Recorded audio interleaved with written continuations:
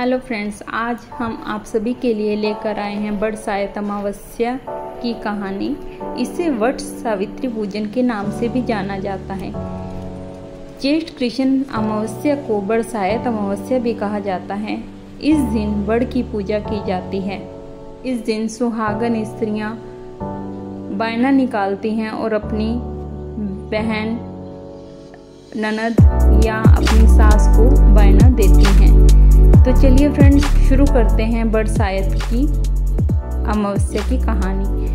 भद्र देश में अशुपति नाम का एक राजा था, जिसकी यहाँ कोई संतान नहीं थी।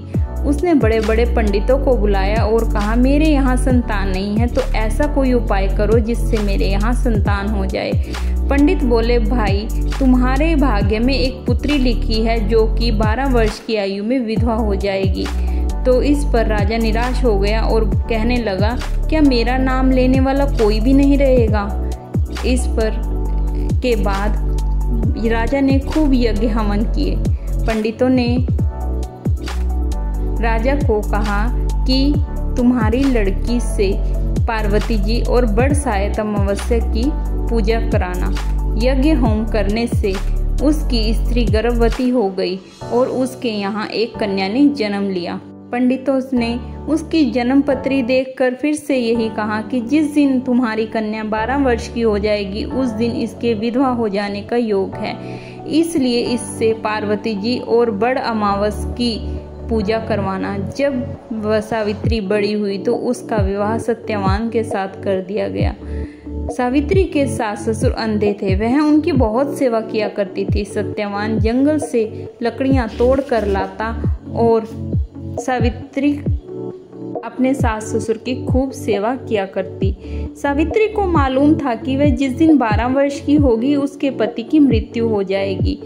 इसलिए जिस दिन वह 12 वर्ष की हुई, उस दिन वह अपने पति से हाथ जोड़कर बोली कि आज मैं आपके साथ ही चलूंगी। सत्यवान बोला, अगर तू मेरे साथ चलेगी तो मेरे अंधे माँ बाप की सेवा कौन करेगा? ठीक है, अगर मेरे माँ बाप कहते हैं कि तू चली जाए तो मैं तुझे अपने साथ ले चलूँगा। फिर वह अपने सास ससुर के पास जाकर बोली, आप कहें तो आज मैं जंगल देखने चली जाऊँ। तो उसके सास ससुर ने कहा, बहुत अच्छी बात है, चली जा। जंगल में जाकर सावित्री लकड़ी तोड़ने लगी और सत्यवान पेड़ की छाया में सो गया। उसी पेड़ की कोटर में एक सांप रहा करता था। उसने सत्यवान को डस लिया। वह अपने पति को गोदी में लेकर रोने लगी। उस समय महादेव जी और पार्वती जी वहां से जा रहे थे। उसने उनके पैर पकड़ लिए और बोले कि मेरे पति को जिंदा कर दीजिए। इस पर वे बोले कि आज वट सावित्री अमावस्या है, तू उसकी पूजा कर तो तेरा पति जिंदा हो जाएगा। इसलिए वह बहुत प्रेम से वट की पूजा करने लगी। उसने वट के पत्तों का गहना बनाकर पहना, जो कि हीरे मोती का हो गया। इतने में धर्मराज का दूत आ गया और उसके पति को ले जाने लगा। सावित्री ने उसके पैर पकड़ लिए। तब धर्मराज बोला कि तू मुझसे वरदान मांग ले।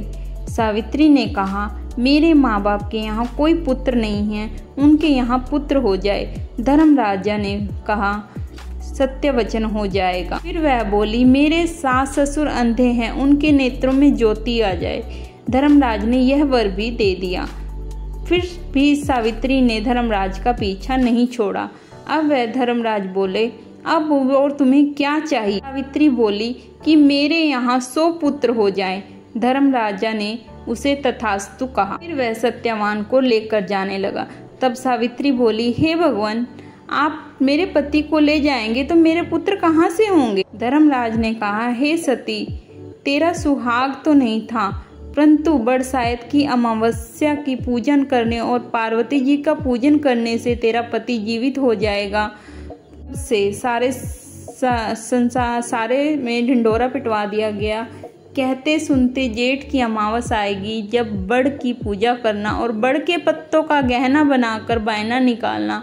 हे महाराज, जैसे वट सावित्री अमावस्या ने सावित्री के सुहाग को दिया, उसी प्रकार सबको दे। जो भी इस कहानी को कहता है, सुनता है, उसकी सभी मनोकामनाएं पूर्ण हो जाती हैं।